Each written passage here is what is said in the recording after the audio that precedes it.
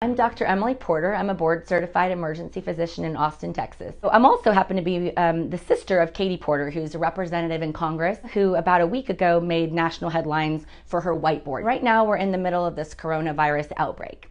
And everyone is really confused because they don't understand why are the bars closing? Why is everyone hoarding toilet paper? And what does social distancing mean? What does flatten the curve mean? I'm going to show you on my whiteboard why doctors, governors, and other people around the country are concerned about coronavirus and why every American should be, and really everyone around the world should be. So numbers wise, in America, we have 331 million people. So the CDC is estimating that about 40 to 70% of them will get infected. So to make the numbers easy, I'm going to say that it's 150 million people. That's about 45%. So on the lower end of that 40 to 70%. So if 150 million people get infected, 80% of them are going to be just fine. So 20% of people will need hospitalization. Italy has a big problem right now, and they don't have enough hospital beds for people. Well, they have more hospital beds per capita in Italy than they have in America. So 80% fine, 20% need a hospitalization.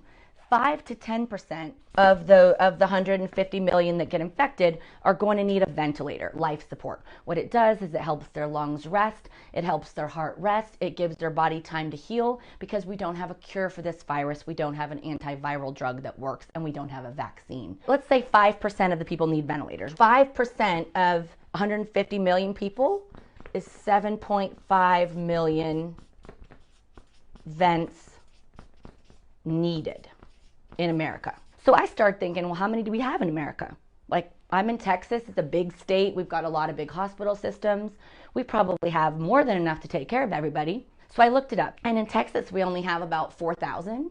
And so America-wide, we have about, they estimate between 72,000 and 120,000. We're going to say we have 150,000. So let's say we have 150,000 vents available in the country. 0.02% of people could get a ventilator if they needed one. 1 in 50 people who need a ventilator can get one.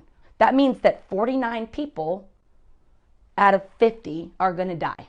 That is scary. That should scare you. That scares me. That should scare everybody who can understand basic math, including my second grader, that 1 in 50 are bad odds. So what that also means is that the doctors have to choose who that 1 in 50 is.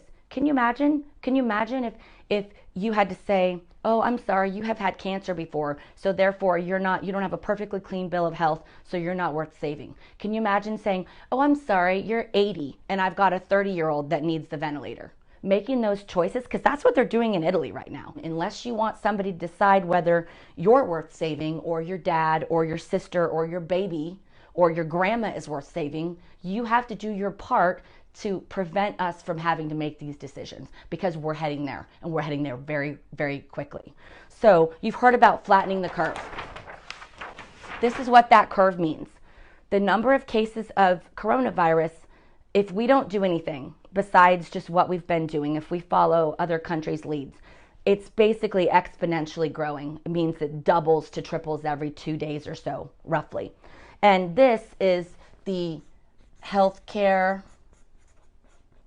system capacity. That's a line. If we don't do anything without protective measures, we're going to end up here, above the ability to take care of everybody. What that means is that all these people, and probably more, die. They die because we don't have ventilators for them. And we have to start playing Russian roulette of who's going to get saved. We're practicing social distancing. We're not going out of the house except to the grocery store to go for a walk.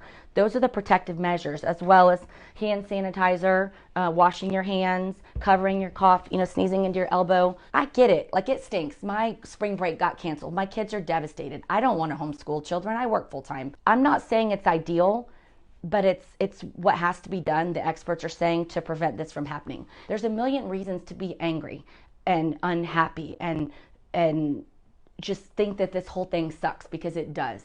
But what really sucks is losing 47 million people. So I'm washing my hands, I'm doing my part, and I'm also just listening to what I'm being told by the experts, and I really hope that you can too. This is about everybody coming together for the common good, that we want a future for our children. And it's 2 weeks, man. It's like 2 to 4 weeks. And I hope that if you care about anybody other than yourself, including especially these 47 million Americans, that you will also do the same and just not complain about it and just do it, because it's